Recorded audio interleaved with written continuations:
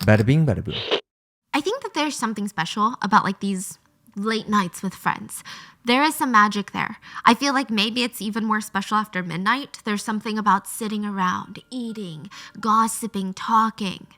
The four women sat at the corner of this packed barbecue restaurant and they placed their order. They're like salivating at this point. Oh, a few beers, please. It almost feels like a celebration of sorts. They're sitting there laughing, catching up, reminiscing of the past. One of the girls gets a phone call. She's like, oh, sorry, like, excuse me, let me go take this outside. I'll be right back. She rushes outside, and like a lot of us, she starts pacing while she's on the phone. And by the time the phone call ends, she realizes that she's out of view from the restaurant. She starts heading back, and immediately, the hairs on the back of her neck are standing straight up. The once peaceful barbecue restaurant, just pure chaos now. The doorway is blocked by a group of men. They're physically assaulting three defenseless, innocent women. Her three best friends are being assaulted inside of the barbecue restaurant. They were being kicked in the face. They were being stomped on their faces. These men were threatening to kill them, drag them out of the restaurant by their hair. She didn't know these people. Neither did any of her friends. This was random.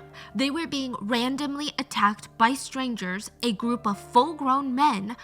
All four of these girls that were peacefully enjoying their night out would end up hospitalized by the end of the night.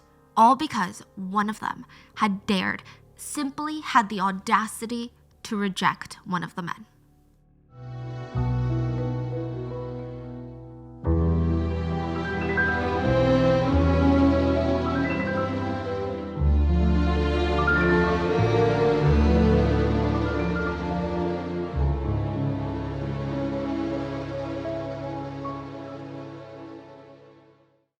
As always, full show notes are going to be listed at rottenmangopodcast.com. If you guys are watching the video version of this episode over on YouTube at Rotten Mango, we're going to be sharing some freeze frames of the video.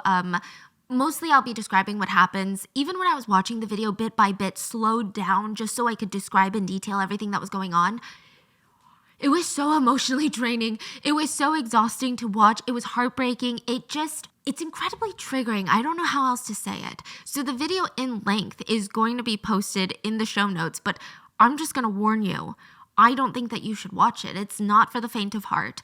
Also, the interesting thing about this video is that basically anyone who posts this video just automatically shut down. Age restricted, flagged. I mean, yes, the obvious argument that it's due to the violent nature of the video, but there is another counter argument of like, well, this is kind of the life that a lot of women have to deal with, so why is this age restricted when there's not really an age on violence against women? Some argue a whole load of other conspiracies that involve government powers and politics, but we're going to get into it all. So let's start with the video in question. The video was posted June 10th of 2022. And so this is, maybe like half a year ago. Oh gosh, almost like a year ago, right? Was this like trending on TikTok? I think I heard some people maybe on TikTok talking about it, but I do know that most of the people that I was hearing it from were Chinese. So I don't know. I'm curious to know, like, did you guys hear about this before and in what depth? The video goes viral practically everywhere in China, on every platform. Like, this is all anyone is talking about. Soon it trickles into the international news cycle. And I just remember, like, Tiffany, my sister-in-law, being so stressed, and I was confused. What was going on? Is this domestic violence? Is it a mob hit? Like, I don't understand. So the guy was hitting a random girl because she had said no to his sexual advances, and they all jumped her. The video is 4 minutes and 8 seconds long, and it shows you two different angles of CCTV cameras that are belonging to a local Chinese barbecue restaurant. It's called the Old Man Barbecue. One part of the video shows the CCTV footage from inside the restaurant, and the second half shows you the CCTV footage from outside the restaurant. And there's diners eating outside, inside. I mean, there's people everywhere. So, with that being said, you see the inside of a small little restaurant, and from what we can see, it looks like a place that seats maybe 48 people, But it's pretty packed. There's no really entryway. It's not one of those big grand restaurants where you have a hostess in the front. You just go through these glass double doors and there's a case of beers on one side lined up and the tables are right in front of you as you walk in. It kind of reminds me of those restaurants in Asia where you walk in and you're like, oh, 2 people, and they just point at a table, or you just sit down anywhere. And I'm going to try to be as descriptive as possible for my audio listeners, but it's the type of restaurant where you get a little drunk, you start laughing a little too loud. Every single person in the place is going to hear what you're talking about. And that's fine. And at 3 a.m., the restaurant is relatively packed. There's 14 people dining inside. So we have 8 men inside and 6 women. And another about 14 people outside. And just for like context, night market, this is like a little night market thing. It's very common in Asia. Like 3 a.m., 4 a.m., people are hanging out. They're drinking beer. They're eating barbecues inside. And it's very, very common. Yeah, I feel like it's not as common in America. Some parts of America, 3 a.m. kind of reminds me of like the club scene, the bar scenes. Like they're all closing up at 3 a.m. But in Asia, it's very standard for people to get up out of bed at 3 a.m. with their friends and go in their PJs to go grab like a little bite and then go back home. So let me break down the inside for you. There's 3 tables of 2 male diners each. That accounts for 6 of the male diners, and this is important. Then there's another table with 2 couples on a double date. So that accounts for the last 2 male diners on the inside and 2 of the women inside the restaurant. And lastly, we have the important table in question in this whole video, which consists of 4 women. They're friends enjoying their night out. The way that they're dressed and that the way that they've done their hair and their makeup, it kind of looks like they were hanging out at home and they were like, you know what, let's grab a bite to eat. I don't have anything in the fridge. And not that it's important, but of course with cases like this, you always have the evil, really dumb people that are like, well, what were they wearing? Well, why were they out clubbing? Okay, let me give you guys what you want. They were wearing jeans and baggy shirts with long cardigans that went past their knees, basically to the floor. It doesn't look like this is their last stop after hitting the bars, which, by the way, what's the problem with that? But of course, people are going to bring it up, so here you go. The video starts with the 2 boyfriends of the couple going up to the cash register to pay for their meal. Their 2 girlfriends are sitting right in front of the doors waiting. They're staying seated, and they're at the table right next to the 4 girlfriends. Now, the 4 girlfriends, we're going to call them number 1, 2, 3, and 4. Girl number 1 was the first victim. She's kind of the main victim in this whole story. At this point, when the video starts, girl number 4 had walked out to take a phone call, so there's only 3 of the 4 girlfriends sitting in that little corner table. A man wearing a green jacket, we're going to call him the Green Man, he walks into the restaurant, and he and his friends were dining outside on the plastic tables outside the restaurant. So he walks in. And when he does, it's kind of strange. He has this moment where he creepily stares at the table of girls in the corner, like the 3 girls. He lingers a little bit too long. He doesn't stand there like Joel Goldberg and just stares at them nonstop, but it's a little, he's like thinking something.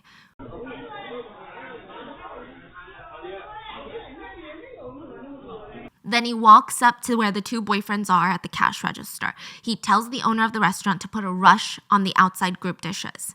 He's like, my friends and I were hungry, like hurry up on the dishes.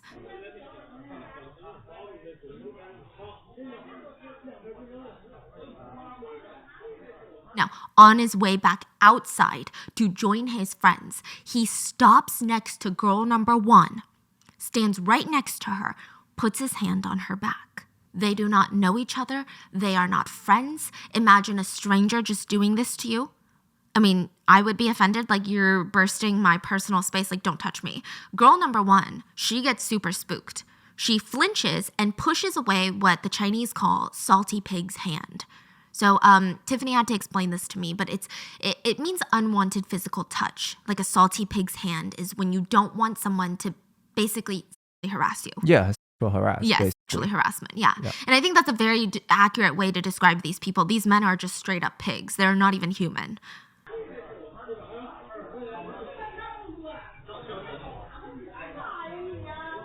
And she's like, what are you doing? She says that in the video. What are you doing? Now, it's said at this point, he smiles and says something along the lines of, like, I want to do you. Like, I want to fuck you. So it's just so aggressive and disgusting. She responds, are you sick? What's wrong with you? which is a very appropriate response. The green guy tries to touch her again, so she pushes him away and loudly says, "Get lost, you pervert." The whole restaurant hears the entire interaction, so they know exactly what's going on. They know that this is a complete stranger. They know that he's actually harassing her, but Green Jacket gets pissed. He slaps girl number 1 across the face for refusing to be sexually harassed. And this is like no regular slap. I'm talking a full force slap, the kind that you could easily knock someone out with. Girl number 1, she gets up, recovers from her slap, grabs a glass beer bottle that was on the table that she was drinking, and tries to smash it onto his face, but he's trying to pin her down back onto her chair by holding like her neck and chest area so she can't get up. She can't fight. He's trying to grab her neck. She ends up missing him with the beer bottle, and girl number 2, her friend sitting right across from her, gets up, grabs her glass beer bottle, and smashes it onto the back of Green Jacket Guy's head. She just wants to protect her friend. Green Jacket Guy turns around, just full of rage, pushes girl number 2 so hard that she falls back on the table next to her. And so this is where the 2 couples were sitting, but they had already gotten up when the assault started. So the table is pretty empty. Girl number 2 gets pushed so hard she falls, hits the back of her head on the edge of the table, falls completely to the ground. She's like on the floor. You can see the 2 couples standing there just watching in horror, and the boyfriends there like trying to cover their girlfriends because, I mean, think about it. Out of the 6 girls in the restaurant, 3 of them are being actively attacked right now for no reason. Meanwhile, the other men in the restaurant, remember, there's like 6 of them that didn't come with, a girlfriend or anyone. 3 They're just groups. 3 groups. They're not even standing. They're just sitting and watching. They haven't gotten up. They haven't pulled out their phones to call someone. They're just kind of sitting and staring. The Green Jacket Guy stands over girl number 2, who is now on the ground, and starts grabbing these plates from the empty table next to him and smashing it down onto girl number 2. The female boss tries to intervene, but it's kind of too late. After hearing the commotion, Green Jacket Man's friends run into the restaurant and they seem ready to fight. Green Jacket Guy's posse consists of 7 pigs and 2 women. It genuinely seems like they do this often because when they hear that commotion and they see through the glass windows that Green Jacket Guy is beating someone up, they don't even hesitate. They don't know what's going on. One of them even grabs a chair on the way to throw it at someone. We're going to get into that. Now, let's talk about a few key players. There is a guy that is often referred to as the boy shirt guy online. He's wearing this black shirt from the streetwear company Boy London, and it just has these really intense wings on the back that are just really showcased in this video. And it says boy in big, bold letters. But he's not a minor. He's not a boy. He's a full-grown man. So boy shirt dude is like the henchman of the group. He jumps into the restaurant and without even trying to assess the situation, figure out what's going on, he immediately starts beating this woman up. He starts kicking girl number 2, who's still on the ground. He starts reaching for whatever is in his vicinity so he can slam them down onto her. And now enter into the fight girl number 3, their other friend. She rushes over. She protects girl number 2, who's on the ground. She's trying to shield her friend with her own body. Meanwhile, nobody else in the restaurant is getting up to help. Nobody's doing anything. All these full-grown men are sitting there watching the assault take place. And again, they heard everything that went on, so it's not a situation, even if you knew, there's really no excusable situation for this, but you don't even have the excuse of I had no idea what was going on. It just so sudden. You knew what was going on. So the boy shirt guy is full on throwing a violent, rage-fueled temper tantrum at this point. He starts screaming, "Motherfucker, I'll beat you up." And then he kicks girl number 2, who's still on the ground. At this point, 2 more of Green Jacket Guy's friends come in. A guy in a white shirt and a guy with a hat, along with a girl in a skirt. The girl in the skirt was the one that actually brought a literal chair from the outside. You see her on the CCTV run in with a chair. She, on her way in, she just grabbed the chair and ran. She's ready to throw it. Ready to smash someone with it. It's insane. It's their reflex is, let's go. Yes. Their reflex is violence and just... Exactly. Again, it seems like a normal night out. So the white shirt guy grabs a chair as well from outside and smashes it on to girl number 2 and girl number 3.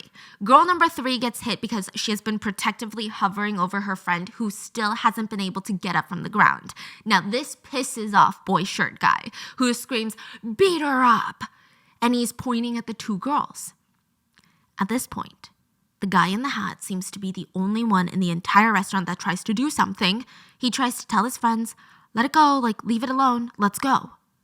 Green jacket guy gets pulled off the 2 girls on the floor by his friend, and that's when he turns around and he makes eye contact with girl number 1, who was behind him trying to get to her friends to save them. And he decides that his anger is not over.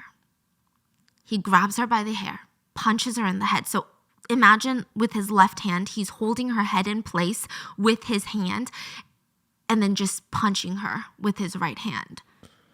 She tries to cover her head with both of her arms, and the boss is trying to defuse the situation before it gets any worse. But, there's really no stopping these people. Meanwhile, 3 tables of full-grown men are still sitting and watching. None of them have even stood up. The 2 couples are cowering nearby. They seem genuinely terrified of what's going on. And once the green jacket guy, the leader of this group, brings his attention back to girl number 1, the rest of his little minions, they join him. They all start dragging girl number 1 out by the hair. They're literally grabbing fistfuls of her hair, twisting it, and then yanking her head outside. One of the guys pushes girl number 1 down at one point, and it ends up dragging green jacket guy down with her. So he's on the floor. And I think that this is when things start escalating more. This is my speculation. I do think that the fact that they're trying to take her outside is already escalation enough, but the fact that he seems like someone who has an incredibly fragile ego and is like a sad excuse for a human, and he's embarrassed by falling during this fight with a girl. Just like how he was embarrassed that she had rejected him, he's embarrassed of falling. So he starts amping up the torture. The 3 guys drag girl number 1 out on the ground outside by her hair. And they're all yelling, "Get out here, get out here." At the same time, girl number 4, who had walked out to take the phone call, she didn't see any of this. She didn't see her friend get pushed onto the ground. She didn't see her friend shielding her with her own body. She didn't see any of the sexual harassment. She literally was on the phone. She comes back and she's hit with this sight of 3 of her friends being beaten up by a group of strange men she had never seen before.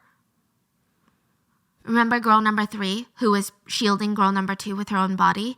She immediately gets up, rushes out, and tries to help girl number 1. One of the guys from the group tries to yell at her and stop her from going out, and he's like, "You stay here." It feels like he's this minion that's going to be making sure nobody in the inside of the restaurant tries to plot against them or call the cops. So he tells her to stay. She doesn't listen. Girl number 3 is kind of, I don't want to say a hero in this story, but she definitely was just nonstop trying to help her friends. She's just running from one friend to another friend to another friend, trying to shield them. The guy that was yelling at her not to go outside rushes out to follow her, and you can hear girl number 1 screaming outside. All the while, the other so-called men inside the restaurant, they're all just sitting there. They haven't gotten involved. They could have all gathered together and easily overpowered the perpetrators, or at least have given them thought. But no, they just sat there. So they get outside, and inside, one of the girls from the 2 couples tells girl number 2, who's still on the ground, remember she had been knocked on the ground, "Hurry, call the police while they're outside." Girl number 2 grabs her phone and rushes out. The other couple had managed to sneak out of the restaurant. So one of the 2 double daters, they're outside, and you can see on video the boyfriend is comforting the girlfriend, and it looks like she's literally shaking in fear. He's trying to hold her, calm her down. And the saddest part of all of this, out of all the restaurant diners, the 2 women have the most to lose. These 2 strange women that's a part of the couples, they're the most terrified in face of this, because this is clear as day violence against women. This is gender-based violence. Don't even try to lie. But the tiny, tiny little girlfriend tries to break free from her boyfriend's arms and tries to run towards the girls to help them. And her boyfriend grabs her by the arm, drags her back to him, and starts dragging her away from the restaurant out of CCTV view. You can even see that he has to physically drag her away because her feet are dragging. She doesn't want to leave. He's dragging her away.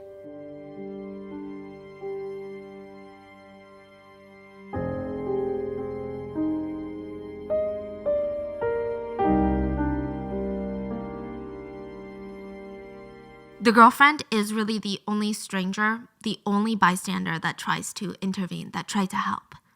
There's another table of diners outside, and they just stand up to watch what's going on, and eventually they leave. They do nothing to stop this either. So now, girl number 1 is thrown on the ground outside. She's already been dragged around the concrete steps by her hair, and when she's laying on her back on the cold street, green jacket guy stomps directly onto her chest. And she's very small. She's just physically in stature, she's very tiny, she's very petite. Green jacket guy is a little bit on the heavier side. Girl number 4, the one that was on the phone, tries to protect her friend, so she punches green jacket guy. And he turns around and he slaps her so hard that she loses balance and falls back. And you can hear this loud thud on the CCTV, the video, and her head smashes onto the concrete steps that were leading up to the restaurant. So girl number 3, the one that's going around protecting all of her friends, she rushes to comfort girl number 4 who had just hit her head.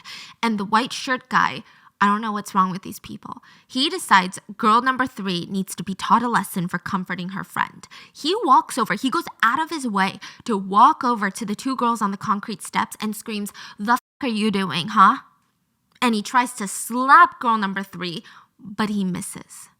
And so he's embarrassed, walks back over to green jacket guy who is stomping on girl number 1's face, directly on her face while she's lying defenseless and unmoving on the ground. And then the green shirt guy walks over to the table that he and his friends were eating at, grabs a glass beer bottle, and is ready to smash it on girl number 1's head. Now, remember Hat Guy from inside the restaurant who was trying to break up the fight? He's trying to hold up the green jacket guy again. He's trying to defuse the situation. Now, the other couple in the restaurant and the owner, they rush out. And it seems like the owner is confused on what to do. That's kind of like what her body language tells me. She's not necessarily rushed and panicked and trying to scramble together. It just looks like she's assessing it and she herself is scared and confused and she doesn't really know what to do. And she's probably in her 50s, like an older woman. Yeah, she's an older woman. So she's just like, what the hell is going on? Now the couple, they're trying to slowly leave, right? And they get yelled at. The white shirt guy screams, "Get back in there," back into the restaurant. But they slowly inch off while the whole commotion's going on and they run off. Meanwhile, girl number 1 is trying to get back up and Green Man pulls her up by her shirt. His friends are trying to defuse the situation. They're like holding on to him at this point, saying things like, "Let's not waste our time. Let's go. Let's just leave her. She's not worth it." And I think there was something about the way that all of his friends were telling him to leave it alone. They were telling him to not do it. I feel like he didn't like that. I feel like he decides, I'm going to show them that I make my own decisions. He was picking her up at one point, but he throws her back on the ground, on her back, and kicks her directly in the head one more time, almost as this defiant, "See, I do what I want." Some of the other guys start going back into beating girl number 1 at this point. Now, a girl from their group, a girl from the pigs group, presumably one of their guys' girlfriends, runs up to remember the girl that brought in the chair? So what had happened was, she thought that they were fighting a guy inside. So she brought in this chair and then realized that the guys were beating up a girl. And then she put the chair down, but another guy grabbed it and threw it on one of the girls. But I guess she didn't want to fight one of the girls. So she runs up now and is trying to break them up. She's like, "Come on," she's pulling on the white shirt guy, "Come on, stop," or, it's time. This is her friend. These are the people that she came out to eat with. The white shirt guy turns around and slaps her across the face. And he does it with so much force that she stumbles back a few paces and he points his finger at her like he's about to yell something at her. He's about to curse her out. But instead, he takes a moment. The fact that he had to stare at her for that long of a moment is kind of alarming. But he takes a moment, registers her face, and is like, "Oh my God, I just slapped my friend." So this guy thought that he had slapped one of girl number 1's friends who were trying to pull him off of their friend. And it took him a second, even after staring at this girl's face, that wasn't the case, that he had slapped his own friend. So you see him on the camera while there's a whole commotion going outside, going to hug his friend, and he's apologizing like, sorry. Crazy. Yeah. You're right. Yeah, these are not humans. Where's your brain? What they remind me of are just people that don't think, have no brains, no souls, no hearts, and they're just brute violence. And just as quickly as that happens, he goes back to join his boys to beat up girl number 1 some more. Meanwhile, green jacket guy has been busy. He had grabbed girl number 1 by the hair, so in his left hand he's holding her hair, keeping her head in place, and then with his other hand he's just slapping her again and again and again. And the motion that I'm doing, I know it just seems like he's like slapping her like, wake up. No, like we've talked about this guy's slaps. I mean, it's enough to bring people down. He's knocking people out. People are losing their balance. These are not regular slaps. In the background, girl number 4 that was knocked down onto the step by his slap, she finally gets up. And girl number 3, the friend that has been so busy trying to save everyone, runs to save her friend, girl number 1. Literally this whole time, all she's doing is running from friend to friend to friend. So the boy in the white shirt that had just slapped his own friend decides to take over while green man gets some rest because, I don't know, I guess they're getting tired. He grabs girl number 1 by the hair and starts dragging her away from the restaurant, away from cameras. And he's slamming her onto the ground multiple times along the way. He finally throws her on the ground near their table and kicks her another 3 times. Finally, one of the guys in the group screams at his friends, "Let's go, everyone, like, let's all stop, come on, let's go." I think it was registering, at least his pea brain, that if they kept going, someone was going to die that night. Green jacket guy grabs another glass beer bottle from the table, and you can hear someone screaming, "Stop hitting her!" But he doesn't. He grabs another beer bottle, starts dragging girl number 1 even further away from the restaurant, further away from cameras. At this point, both girl number 3 and girl number 4 are standing next to girl number 1. Girl number 3 is on her phone, probably calling the police. And girl number 4, this is the one that went to go get that phone call, right? It looks like she's recording something, probably for evidence. The boy shirt man sees her recording, walks over, slaps her across the face so hard, she almost loses balance again. And this time, she runs into the little alleyway next to the restaurant for safety. The whole group sees this. And I think that they imagine that she has some sort of video that they need to delete. So they start running after her. There is no CCTV in that alleyway. Girl number 3 helps girl number 1 sit up.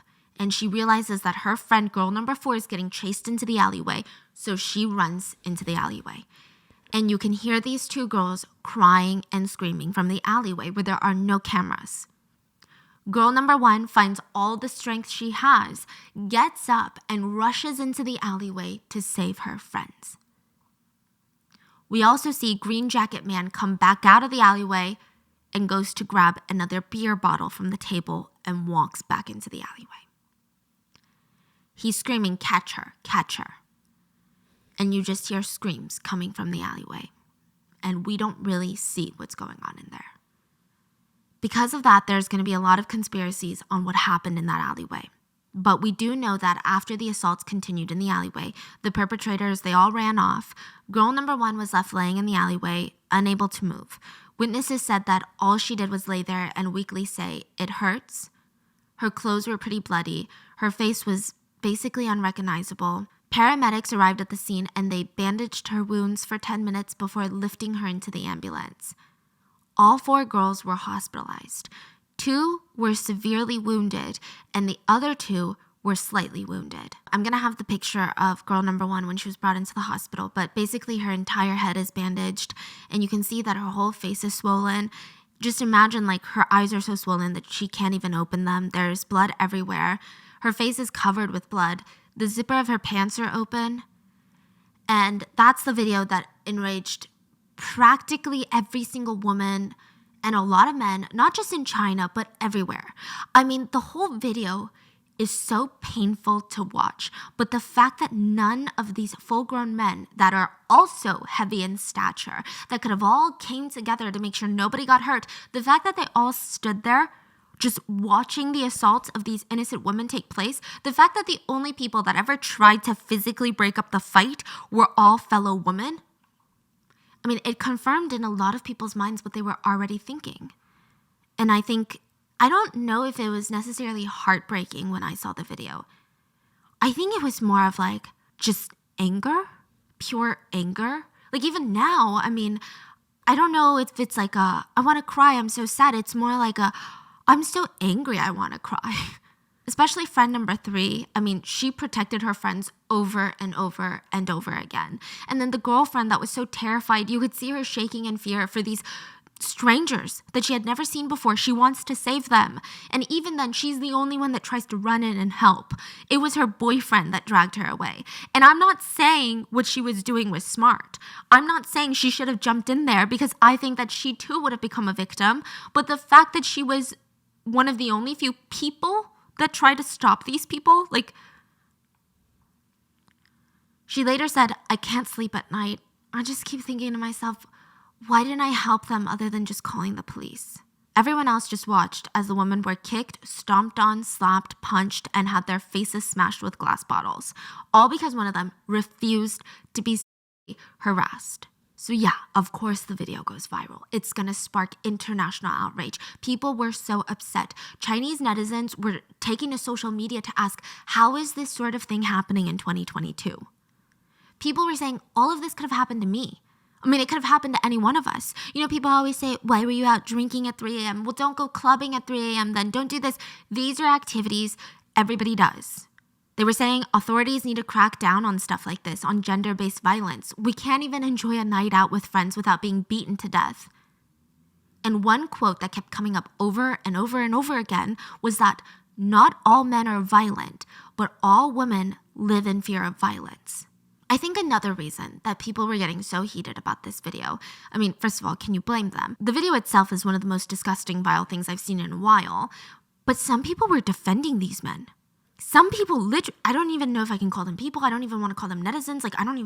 They wrote, geez, if the girl in white, girl number 1, if she didn't overreact so much to his advances, they wouldn't have been beaten to that extent. Another one wrote, it takes 2 to tango. She provoked him first. Someone literally just, I don't even know how they had the consciousness to type this. The man got drunk. He didn't mean to. Someone wrote, she hit him with a beer bottle. She kind of deserved it. And this one, I think, is such an insidious one, but she's out at 3 a.m. Someone else blamed her for her weak physical state compared to the meaty men.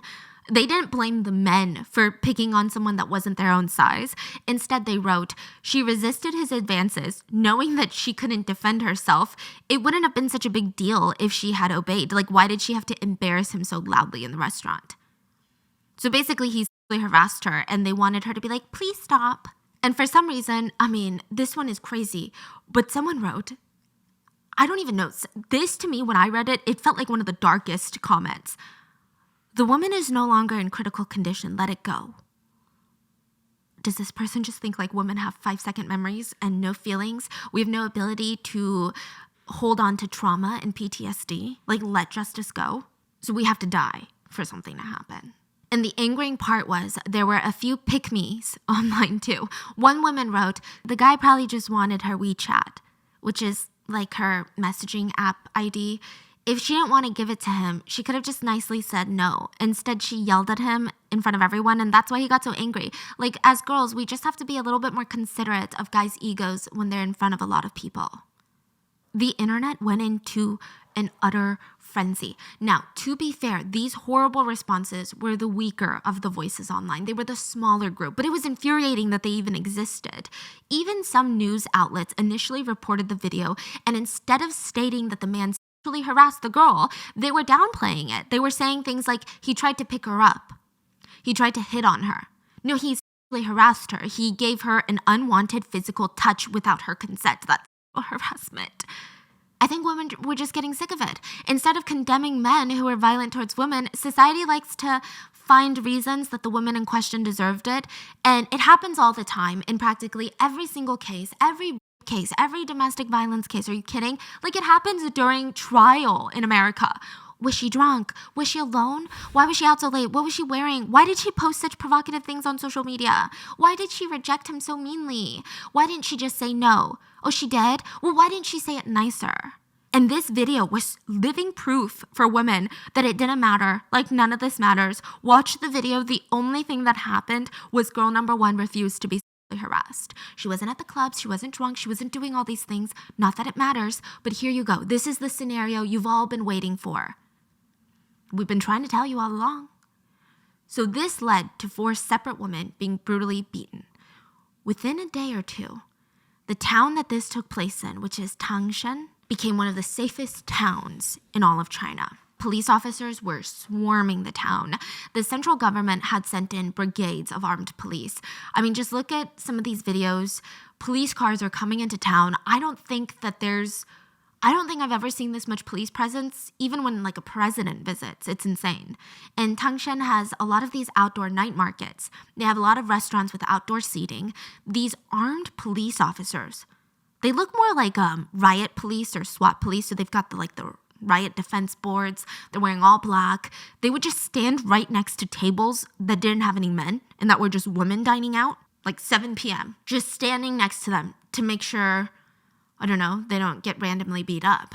Some of the officers even had pieces of paper taped onto their backs that said, "If you need help, just let us know." The whole thing was so bizarre, Chinese netizens were super annoyed.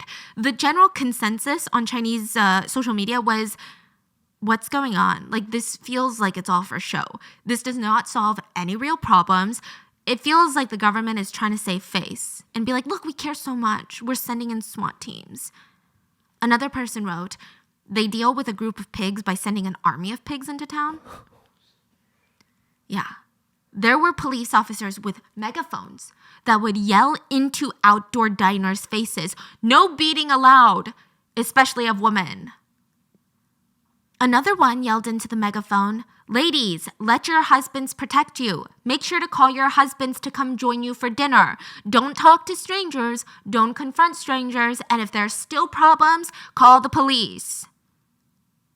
Chinese netizens were further enraged by these messages. They're like, that is not what we're talking about. That is not what we're asking for.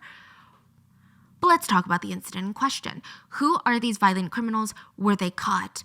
And to give you context, I need to take it back a little bit to something called the kitchen knife gang.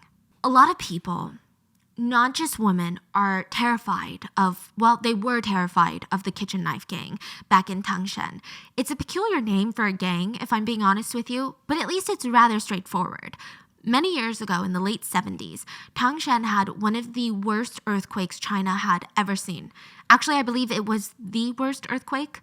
So more than 300,000 lives were lost in the earthquake. 93% of residential buildings in Tangshan were completely destroyed. Like, think of all the people who lost their lives, lost their loved ones, lost everything. The entire city was just in shambles. The only reason Tangshan is what it is today is because a lot of the residents refused to leave, and they built the city back up, like worked tooth and nail and fought for their lives. And the whole country of China, they rallied around Tangshan and tried to help to the best of their abilities. Like, every major city were sending in their own truckloads of supplies, of food, of medical help. Volunteers were coming. And I mean, genuinely, it was a moment where I feel like the country was united. Other materials to help rebuild residential buildings were being donated. Commercial offices had to be rebuilt. Just think about the beginning stages of this, though. It's chaos. There's no order. To build one building, that's chaos. Now think of it as all these major cities are bringing their own volunteers, their own supplies, and to coordinate all of this, I mean, this type of catastrophe itself was unprecedented. A bunch of young men were like, okay, well, there's no order, so there's probably no law. They decide now is the time to take advantage of the victims of the earthquake. The victims of the earthquake, that's who they're targeting. They start flowing in from neighboring cities to start committing crimes. These are like younger kids, I want to say late teenagers, early 20s, predominantly men. And they're stealing from the people of Tangshan. Who's going to stop them? The police have been wiped out. They're too busy trying to save lives, literally. They felt like Tangshan was basically a free-for-all town. And that's how the kitchen knife gang was formed. A bunch of guys came to Tangshan, and they were notorious for carrying around these green sacks filled with kitchen knives. And they wreaked havoc on this already demolished, broken town. So they would just have this green sack. And every time someone saw a green sack, they're like, there's a kitchen knife in there. And they were not afraid to use it. The gang evolved. And Chinese kitchen knife is basically a rectangle. Like block. Yeah, it's like a big, heavy thing. Like you can use it to basically butcher any meat and bones and everything. Yeah, it's if you see the way that it's used, a lot of the Chinese style kitchen knives are used to break bones on Yeah. animals apart. Not animals, but you get it on meat. You can use that knife for anything. You can basically butcher like a bone if you want to. It's a heavy duty knife, not the skinny knife. Yeah, where you have to like really go back and forth. Yeah. So eventually the gang evolves into having 6 separate subsets. Now, locals had no idea how to distinguish between the different subsets. I mean, I think even in the US with all the gang activity that there is here, I genuinely don't know how to differentiate between the subsets of a gang. They just knew that anyone in the streets with a green sack or any kind of sack or holding a rectangular chopping kitchen knife, because sometimes they would just walk around with it, they were not to be messed with. Look, gang violence is terrifying. We've covered a few cases. The most recent one I'm going to link below, but a young girl was killed just for wearing the color red. She was assaulted by a literal gang and then killed by a bunch of gang members. And it was... Gang violence is no joke, but what made the kitchen knife gang even more terrifying was that they had no hierarchy. Again, I'm not saying some gangs are better than others. All gangs, all gang violence, terrifying, it ruins lives. But hierarchies are put in place to make sure that people are following their own little moral code. Each gang has their own moral codes. Some gangs don't mess with family members of rival gangs. Some gangs don't mess with children. You know, everybody has their own little standing. There's someone in charge that can dictate if what you did is bad, too far, not good enough. So there's something there. Well, the kitchen knife gang, they had no rules. So people would just be like, okay, now I'm part of the kitchen knife gang. I'm going to go out and do whatever I want. It was a nightmare. I think at its peak, there were about 500 to 600 members that were in the gang in the city of Tangshan. And that's a lot of people for a city that had just witnessed an earthquake where people are gone. These 500 to 600 evil gang members would go around picking fights, robbing people, racketeering, which racketeering is basically forcing businesses and residents to pay them a monthly, weekly, daily fee just to stay alive. They would rape women, threaten people, light people's houses on fire, beat people until they were nearly brain dead. Like, that's what they did. They were unemployed and they did this for a living. Who needs a job when you can walk into a restaurant, order everything on the menu, have it set out in front of you like you're some sort of king of Westeros, and then at the end, you place a green sack of kitchen knives at the table. You laugh with your buddies, you make some eye contact with the owner, and you glance at your knife, your little knife sack. You glance back at the owner before you all just casually walk out. Like, the owners were too scared to ask them to pay. They were too scared to report them to the police. I mean, even if they did, nothing happened, so why brand yourself as a snitch? You were just grateful that they were gone. Because sometimes for fun, they would smash people's entire businesses apart. They would break their windows, trash the entire place, go to the back, rip everything off the walls. You were just glad to have been made it out alive. Sometimes the owners would be forced to thank them for coming and escort them out of the restaurant like they were some VIP customers. It was horrific. And then these gang members, they would go into whatever store that they wanted and leave with whatever they pleased. Let's say they walk into a furniture store. They spot a new fridge that they want for their house. They would even have the owner deliver it because it was too heavy for them to carry home. The owners would be too scared to say no. It got so bad, women in Tangshan did not go out alone, even in the middle of the day. There were countless stories of girls being dragged into alleyways, being assaulted, and if they came home to tell their families what happened, there was nothing they could do. The families were just thankful that their daughter was alive. They would say things like, we have to let it go. We can't mess with the kitchen knife gang. And if anyone outside of Tangshan heard this, they might scream like, okay, I'm getting so frustrated. Just call the cops. What are you guys doing? Just tell someone what's going on. This is why that didn't work. The gang was so powerful, the cops were terrified of them. A few years after the earthquake, at the gang's peak, a young teenage girl was being beaten and chased by a gang member. She ran straight for the police station. She burst in through the door, and the gang member, Zhao, he ran in after her. He had no fear. He runs into the police station, drags her onto the ground in the middle of the police station floor, and continues beating her. Most of the police just stood there and watched. They were too scared to stop him. There was one officer who did take initiative. He was the only one that did his job. He arrested Zhao, and his entire life fell apart the minute he arrested the gang member. His family was threatened. He couldn't live at home. He was suspended from the police force. He had to live inside the police station. It was insane. The police chief also had to live in the police station because his entire house was burned to the ground by the gang members for letting his officer arrest Zhao. 3 other police officers were beaten for their involvement in making a rightful arrest. So things were not looking good. The gang members are getting off on this. They are feeling unstoppable. Even the police are scared of us. In fact, the gangs had so much power, they started targeting supply trucks. So this is all going on in the middle of a natural disaster. The Chinese government and other big cities are sending in supplies by the truckloads, food, material, building material to help the people of Tangshan. The gang members start setting up these checkpoints into the city where they demand that these volunteer supply trucks pay them a fee to enter the city. There were several instances where these supply vans were robbed by the kitchen knife gangs. And if any of the volunteers or workers that are like, hey, I'm just here to drop off free food for people, they would be stabbed if they didn't agree to pay this little protection money. Some of the workers were so terrified, anytime they heard any noises, they would just grab random shovels and try to protect themselves. If they did not pay, the kitchen knife would find where they were staying in Tangshan that night, and they would smash the windows of their trucks, smash the windows of whatever house or hotel they were staying at, and throw in lit firecrackers into where they were sleeping. It was so bad, these volunteers were fleeing Tangshan in the middle of the night. I mean, yeah, they want to help the locals. All of China wanted to, but that doesn't mean that they want to die. It was so unsafe in the city of Tangshan that the residents were so scared. They wanted to find some way to defend themselves. So for a while, the most valuable supply in all of Tangshan was ironically kitchen knives. They were sold out for a really long time. Yeah, a lot of the residents were like, I gotta buy kitchen knives to defend myself. This was a victory for the gangs.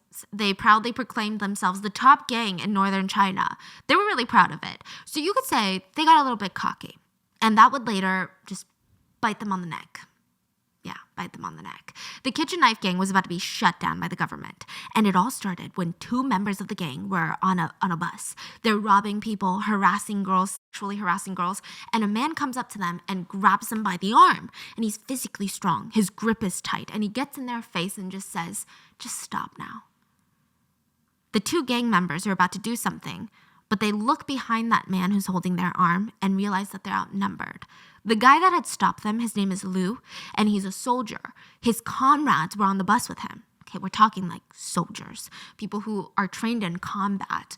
There was nothing that these 2 just violent, knife-wielding, low-grade criminals, I mean, what were they going to do? Fight these soldiers? They were military.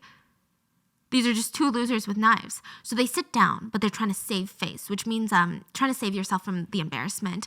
And they yell in front of everyone on the bus. Yeah, well, see you after getting off the bus. Liu didn't think much of it. He thought they were, again, just saving face, trying to seem cool in front of the other busgoers. But he gets off the bus, starts walking towards the military camp at night, and out of nowhere, he feels stinging on his shoulder and this hot liquid just coating his shirt.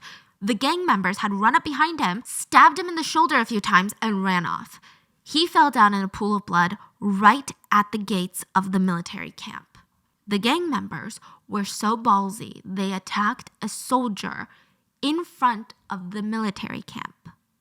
The central government was going to take that very personally.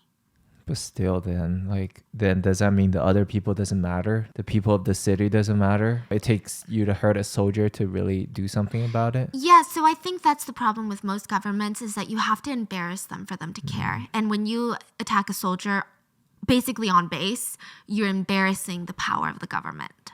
The government was like, okay, yeah, we got to do something. Things are getting out of control.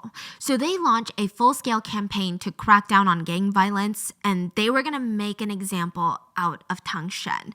The government came up and they gathered all the gang members in Tangshan. They picked 50 of the worst offenders. They lined them all up. They were forced to wear these giant posters hanging from their necks with their name and their crime listed in big, bold letters. So you would see men walking around with murder just on their chest, like a scarlet letter.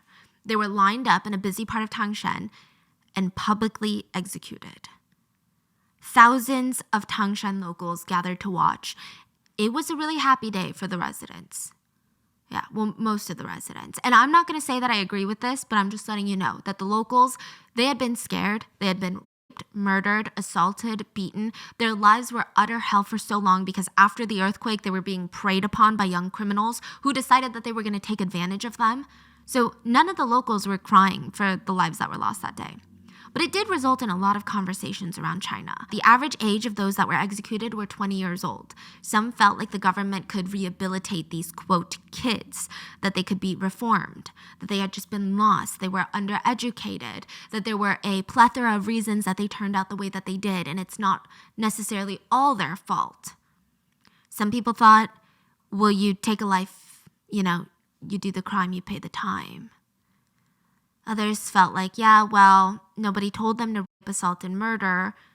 I don't know. Okay, it's a huge debate. I'm going to leave it up for you guys to come up with your own opinion, but I will say that the town ended up recovering afterwards because everyone was terrified of committing crimes in Tangshan after that. The economy was back on the mend, residents were recovering, infrastructure was coming back together, and it's not like gang violence completely ceased to exist after the execution day, but over the next year or so, the police arrested more than 600 more gang members and punished them according to their crimes. Like they were coming in heavy into Tangshan. So this is all to tell you that Tangshan has a very complicated history with gangs and gang violence and gangs controlling the police and the local officials. And this is all going to come into play in a second. So the first thing that netizens started to bring up when this video went viral were speculations of, are these gang members? Because this video is in Tangshan, which in everybody's minds, they remember the executions, they remember Tangshan getting cracked down on for gang violence. And these people in the video, they're so blatant in their violence. They're so arrogant. They almost have this attitude of that they can do anything and get away with it. They don't even seem that drunk. They're not stumbling about. This doesn't seem like someone who's just so angry that he committed this crime. Not that any of these are excuses. It was just strange, the ballsiness, the audacity of the whole thing. So for a while, it was speculation, and I would say that most people were under the belief that these were just evil guys. But maybe Tangshan is not run by the gangs, right? Because that's decades ago. They're all gone now, right? Do you know what fridge horror is? It's a term I just learned too. I never knew this term. Your sister told me. And I was like, that's a term we have? She's like, fridge horror. That's what this whole case is to us. And I was like, fridge horror. It's a term that's used to reference something that becomes more terrifying the longer you think about it. It's often compared to when scenes in movies, you have the protagonist sitting on a chair and they're smiling at the end, and then they slowly realize the truth and their smile fades, and then it's replaced by this unmistakable face of pure terror, and then the screen fades to black. That's the feeling of fridge horror. That's what netizens started to feel about this case. All because a police officer that arrived at the scene of the crime was interviewed, and he said during the interview, the assault took place at 2:40 in the morning, June 6, 2022. The police received their first phone call about the fight at 2:41 in the morning. They got there at 2:46 in the morning, so 5 minutes. That seems like a fast response time. They stated that the offenders fled the scene when they arrived. Victims were brought into the hospital by 2:46 a.m. But it was later revealed in an official police report that the police didn't actually get to the restaurant until 3:09 a.m. So instead of 2:46? Yeah, it's 23 minutes after when he said they arrived, which is 2:46 a.m. Now, the whole thing, does it really matter what this officer remembers versus what the police are saying? I don't really know, even though the 23-minute gap is pretty significant, and they're being very specific with their times. Like the officer that was interviewed was like 2:46 a.m. It wasn't just like, oh, we got there around like 5 minutes later. He was very specific with their time. So people were just confused. How do you get that confused? But more than that, what this drawed attention to was people did some mapping. The police station is a little over half a mile from the restaurant. So if they got there... That's really close. Yeah. Like 5 minutes drive. Yeah, you could probably run too. So, okay, you got the first call at 2:41. Why would the journey take nearly 30 minutes for the police to show up? It's 3 a.m. There's no traffic. Yeah. Like the whole thing was strange. People just felt like maybe the police don't show up to these fights because they know it's the gangs that are involved in the fights and they want to give them time to leave. Maybe the gangs are still running the police station or they're being paid off. Maybe that's why they don't respond. They know it's the gangs and they want to get there late so they could be like, oh no, we didn't see anything, and then try to sweep it under the rug and hope that everybody forgets about it. Side note, to make matters worse and fuel these rumors even more, is that later the police released some reports about this case. And they They released a report showing the first calls that were coming into the station about this incident. And remember how one of the victims had called the police herself? They did not censor their report, meaning the caller's phone number, one of the victims, and her information was now all over the internet. Effectively, the police had doxed a victim. And if these perpetrators were gang-related, I just can't even imagine how incredibly reckless and criminal that is. The speculations online were growing rampant. The police are involved, like the police are controlled by the gangs. 2 main perpetrators were arrested soon after. Chen Jishi and Lu Tao. Okay, let's call them CJ and LT. CJ is the green jacket guy, and let's talk about him first. He's like the ringleader. He's the one that actually harassed victim 1. He's 41 years old, and he's got quite the complicated background. If you look at his resume, he would tell you that he's a manager of a fish farm in Tangshan. But if you actually spend a day with him, you realize pretty quickly he does not really work with fish. He mainly dabbled in finance-related crimes, violence. He's constantly having problems with the law. Shockingly, he has a wife and kids. He has a daughter. And it's not like he compartmentalized. It's not like he lived these 2 separate lives. The guy was constantly out cheating on his wife, and I think that she knew what was going on. CJ is officially listed in China as a dishonest person. Okay, so this is fascinating. But China is interesting. They have something called social credit, where you know how in the US you have your criminal charges that follow you around, and maybe your credit score. Like whether you're a registered sex offender or not, whether you're a felon or not, these are going to follow you when you apply for a job, when you apply for housing, when you're getting your passport. They're just always there. They're making your life rather difficult. But in most cases, it's not in every aspect of your life. Like when you check into a hotel room, they're not going to know that you're a criminal. They're not going to do a full background check. China takes it 10 steps further. Let's say you have bad social credit because you're in some debt. The government can restrict you from spending. Everything is so connected by your ID, and you can't really do anything without your ID. And I'm not talking in the general sense of like, yeah, you have a ton of debt. It's going to be really hard for you to get a loan from a bank, you know? That's normal. In China, everything is connected. So if you book a hotel, you book a plane ticket, you buy a big ticket item like a new sofa, the government can know about it. They're going to know about it, and they're going to think, you're spending more than you should. So if you're in a lot of debt, the government can actually restrict you. So you can't buy first class tickets on airlines, business class tickets on trains, airlines. You can't buy premium economy tickets with your ID because you're in debt. You can't buy extra leg room on a train. You can't buy a presidential suite in a hotel. They're like, you're in debt. You don't need to live in a 5-star fancy hotel. So we're not even going to let you spend money. They don't let you spend a ton of money at nightclubs or even at golf courses. You're flagged from buying real estate or even buying high-end furniture for your house. You can't even purchase a car unless you can somehow prove it's for your business. The government can restrict you from traveling or even sending your kids to like these privileged private schools. Basically, they can restrict you from anything that they deem unnecessary for basic life and work expenses, and it's honestly wild. So this guy, he's on the dishonest list. All of his accounting was frozen, like all of his electronic bank accounts, all frozen, because they're like, you're a dishonest person, you're gonna try to scam someone. So CJ is categorized as that. And spoiler alert, he's not a fish farmer. He was a soccer or football, depending on where you live. He was a soccer gambling ring orchestrator. Apparently, he made a killing at not this most recent World Cup because he was in prison, but the one prior, so 4 years ago. LT, the other guy that was initially arrested, he was the man wearing the white shirt. CJ is like LT's little mentor. They had history. In 2015, both of them were involved in a case where they beat a man nearly to death. They locked him in the trunk of a car, drove out to a field, moved him from the trunk into the back of the car where he could visually watch them dig a grave. They're like, we're digging your grave. We're going to bury you alive. Here's the crazy part. They didn't realize that the key was still in the ignition and he was in the back seat of the car. So he drove off? He got in the front, locked the doors, and drove off and left them with their shovels in the middle of the field. Yeah. Wow. LT was the only one arrested from this incident, even though it seemed like CJ was the ringleader. And LT lived by these gang rules that snitches get stitches.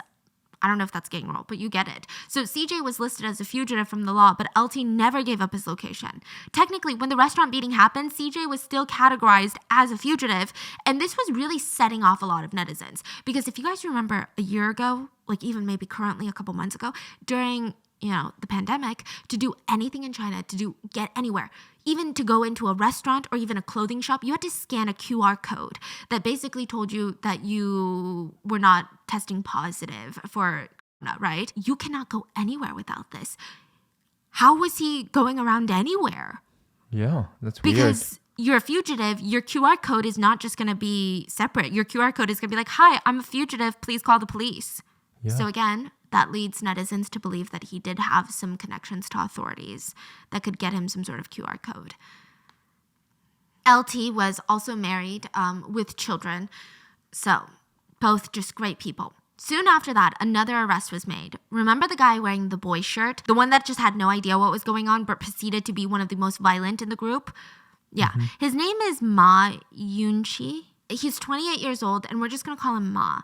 Ma and CJ, the green jacket guy, the main guy, they were the main physical aggressors. And Ma is the one that dragged the woman out on the ground outside. He was just extremely vile. He was married, had a kid. He later said that the only reason he was being so aggressive that night, and I don't know why he thought this was an excuse, was because he was a hired henchman for the group. So he's literally been paid to be their muscle guy. He said that he was hired by a guy named Shen. The whole thing is weird. Shen was constantly in and out of prison. He's basically the seedy loan shark that would be the last person on earth you would want to borrow money from. He was found on the run when they tried to arrest him. He ran shoeless into bushes, and he was apprehended crouched over, hiding in the grass behind a bush. So he was arrested as well. And let's talk about the man that was wearing red that night. At first, he was kind of egging on the whole fight. He wasn't a part of it, but he was egging it on. Later, he turned around and tried to break it all up because I guess he thought his friends were becoming too cruel. He was the richest amongst the group. He had a Mercedes Maybach, which is probably around $300,000. But what's interesting is his license plate. He had a custom license plate that ends in 4 numbers, 7777. And I think a few countries do this where numbered license plates can get really expensive. So, for example, in Dubai, the license plate 1. So they do numbered license plate, meaning starting from 1 to however many. The lower the number, the more valuable the license plate. So you see the car, just 1 on the back. That's it. It was purchased in auction in 2008 by a billionaire for $14.3 million. The license plate. The license plate. So the smaller the number in Dubai, the more expensive it is. So if you're ever in Dubai, you see a Rolls Royce with the license plate number 1, 2, 3, 4, 5. I mean, yeah, we're talking about a $500,000 car, but that's probably a $10 million license plate. In China, it's not as intense, but the similar concept applies. In China, people really like consecutive numbers. 888 being one of the most sought-after license plates. 888 translates to getting rich. A license plate in China that consisted of 5 8s was recently bought in auction for $300,000. And these lucky numbers, they can go for a lot. The number 7 in Chinese, in feng shui, specifically means getting a promotion in your career. Qi, like rise up, I guess. Yeah, or like hitting a jackpot or something. And it's speculated that this guy spent close to $100,000 on just his license plate. So where did he get the money? He ran an illegal gambling ring, and it's speculated that every 4 years during the World Cup, he would make $14 million from illegal gambling on the World Cup. There was another man later identified as being part of the group, and the CCTV cameras showed that he sat on the chair while the group beat the woman, and near the end, he got up to stop the fight. Yeah. So, you know how there were also 2 girls that were in the friend group that night? One of them got up to join them and was later accidentally slapped. There was another woman who never got involved, but she did take care of LT because he was injured from beating the woman so hard. She is not his wife, but it seems like they have quite the intimate relationship. Also, it's kind of mind-blowing if they're dating. Like, she's just watching her boyfriend beat up an innocent woman for no reason, and you're not scared for your life. Like, that's not very bright. So it's speculated that they all had met up at the barbecue restaurant that night to discuss a potential illegal gambling ring that they were trying to set up for this upcoming World Cup that we recently just watched, the one that just passed. They were going to start prepping for it then, and now most of them are in jail. And hopefully it stays that way. Unfortunately, the story does not end there. A lot of people were blamed for the incident that night, and we have the usual people to blame. Like, of course, we have the perpetrators, the police. Maybe some of the perpetrators are working with the police. We have all these speculations, but some of these were just all over the place. Do you know what a funeral wreath is? Yeah. I don't think it's as common here in the States. I guess it's like sending condolence flowers. But in Asia, when someone passes, you get them this big wreath that has its like own stand, and that's typical. The owner of the barbecue restaurant started receiving them almost as some sort of threat on her life, that she needs to shut up. It's also speculated that the gang saw her as a snitch because in order for the police to have gotten the CCTV camera, she's the owner of the restaurant, they would have had to gone through her. She tried a few times to stop the assault, but she was very scared. After the viral video, she was being threatened by the gang, and she was being attacked by netizens who said that she did nothing to stop the fight. She had to release a video where she said, "I'm over 50 years old. I tried to break up the fight. I told my employees to call the police. They threatened to beat me too. Netizens are bullying me on the internet, and I don't really know what to do or where to go anymore. I'm going crazy." So now the internet feels bad and they move on. They start blaming a clothing brand. Remember the boy shirt guy? Netizens started boycotting the Boy London brand and even shared a meme that said, "types of people to stay away from." The men that would be shown on this meme are shown wearing a Boy London t-shirt that's tight, shows a little bit of their belly, a gold chain or two, a big Hermes logo belt, a big designer clutch, tight shorts, and loafers without socks. It got so bad that people were flooding Boy London's social media accounts saying, "I need a return for this shirt that I bought 5 years ago because I don't want to be associated with this type of guy who beats women." It was pretty bad. It was pretty misplaced anger and a bit of an odd one. There was also a live streamer who had her own clothing brand that did t-shirt designs with gold wings on them, and they looked very similar to the Boy London shirts. And during her live streams promoting her clothes, people start ripping her to shreds in the comments about how her brand is a brand for bullies. Ironically, they were the bullies bullying her. She cried during her stream. For a while, these types of conversations were kind of at the forefront of the Chinese internet until about a week after the video was first posted, people start realizing we have not heard a single thing from the victims. Wait a minute, there's no news, no updates on their conditions, no words on if they're safe, if they've been taken into protection, nothing, just radio silence. The last official statement that was released is that 2 of them were being treated, 2 of them were in stable but not critical condition. So what's going on? Not even anonymously, people aren't posting videos. So usually in cases like this in Asia, you'll have the victims come out anonymously. They'll be wearing masks, their face will be blurred, distorted, or they'll be turned around. None of that was happening.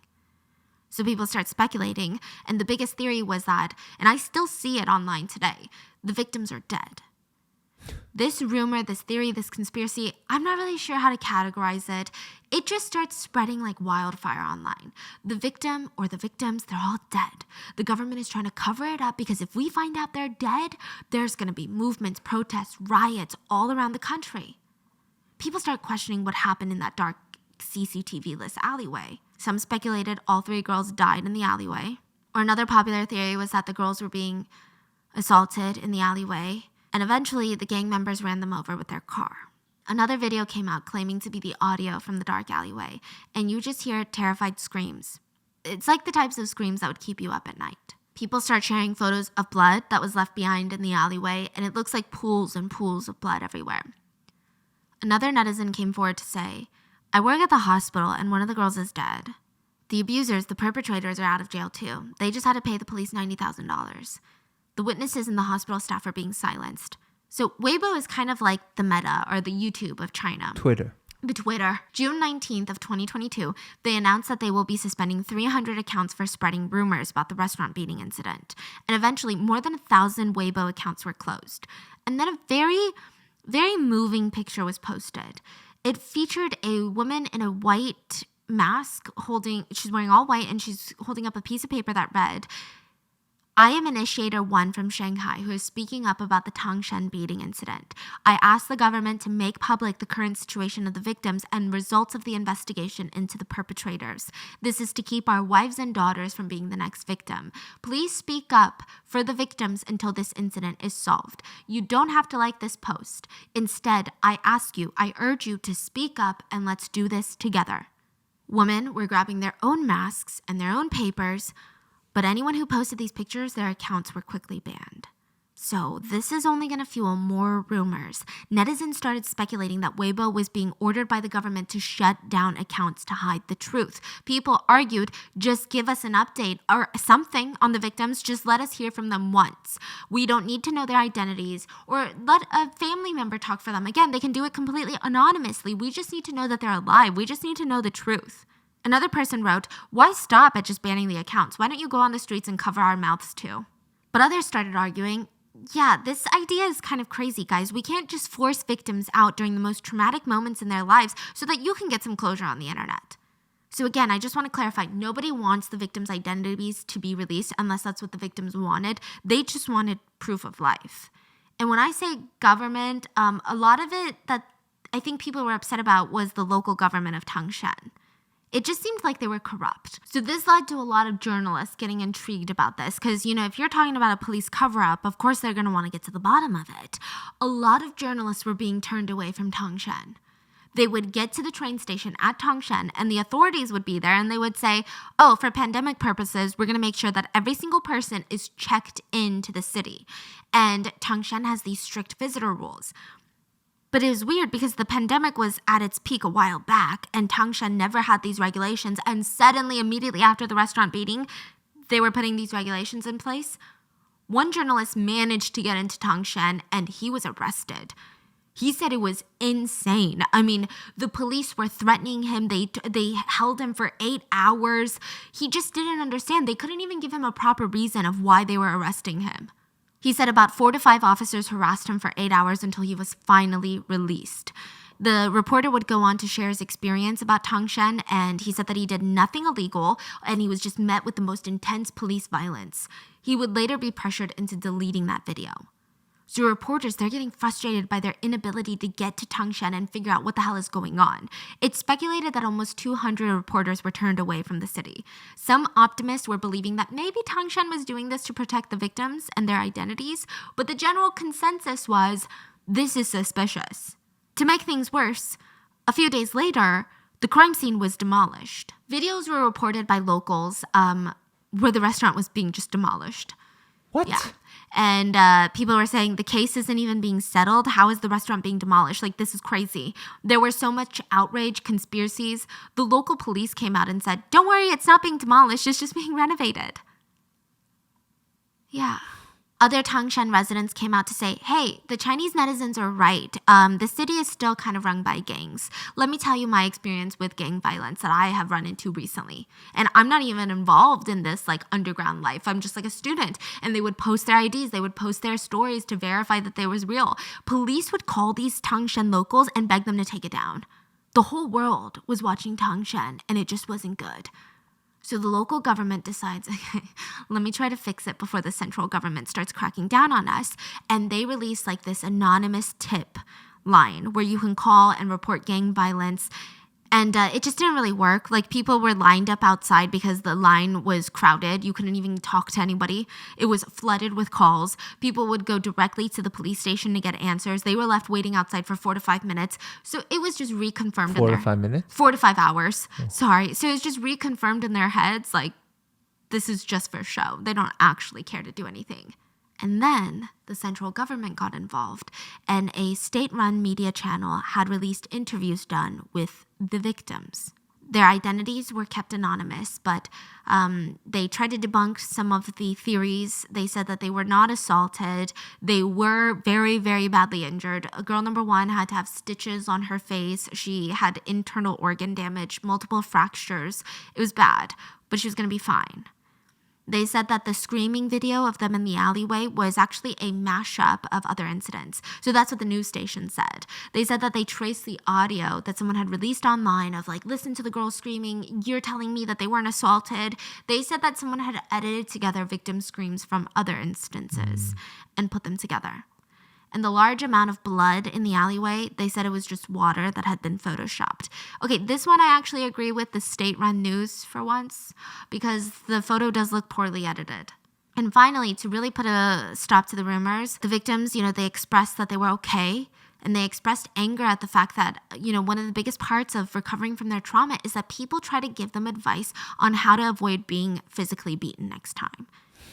Girl number 1 said, I mean, I know these people mean well, but still, they told me next time to handle it more calmly and I should just tell him, big brother, no, we can't. I don't want to. And then just pass him a glass of beer so I can stay safe. But I'm pissed when they say that because why should I do that? For what? Another victim said, the gang told us not to call the police and told us not to tell anyone or they would kill us. They also debunked rumors that they had received any monetary compensation from the gang so that they would stay quiet. Now, on August 11th of 2022, the Green Jacket guy CJ, along with 28 others who were involved in a total of 11 crimes, so not just this case of the restaurant raiding, but like 11 collective crimes, they were imprisoned, they were indicted. You say 28 people? Additional, so 29 people were arrested. Wow, okay. And it seems that CJ was the initiator of the case. Not all 9 of his friends that were at the restaurant that night were arrested because 2 of them didn't really participate. They even tried to break up the fight at one point, so they weren't arrested. But CJ, the Green Jacket guy, was fined $45,000 and was sentenced to 24 years in prison. It's weird because in some sense, that is a lot more than what I've seen other cases similar to this get. But then just on a moral justice level, it's like not enough. So it's confusing. Like, do we compare it to the abysmal state of the justice system around the world when it comes to gendered violence? Or do we compare it to just... Now, the other remaining defendants were sentenced to prison, ranging from 6 months to 11 years, depending on the severity of their crimes. Additionally, where we are right now is that 5 public officials, including the police inspector, the head of the police station in Tangshan, and a few other officers are being suspected of serious violations of discipline and law. So they're being investigated by the central government. And that is currently where we're at with the story of what happened in the viral restaurant beating video. I think this video is living proof of just the sheer fear that women live with on a daily basis. Like, there is no just saying no. There's no just rejecting him. We live in a world where it seems like we have to tolerate sexual harassment in order to stay alive. Like, not a single man in that restaurant tried to intervene. Not a single one of them even got up from their chairs. Like, I am so glad to say that I don't know a single man in my personal life that wouldn't have gotten up to do something or try. But I think that this is maybe a lesson for everyone that we all just need to do better. But I'll leave you with this. There is a quote from the 30 Names of Night, and it reads, "Sometimes the world is just one long chain of men from whose anger there is no protection, and it's like an obstacle course that I have to run to stay safe." And I feel like that is just the embodiment of what it means to be a woman today. What are your thoughts? How do you feel? I mean, do you just feel rage like I do? I was so angry. That's it for today's episode, and I will see you guys on Wednesday for the next one. Please stay safe. Bye.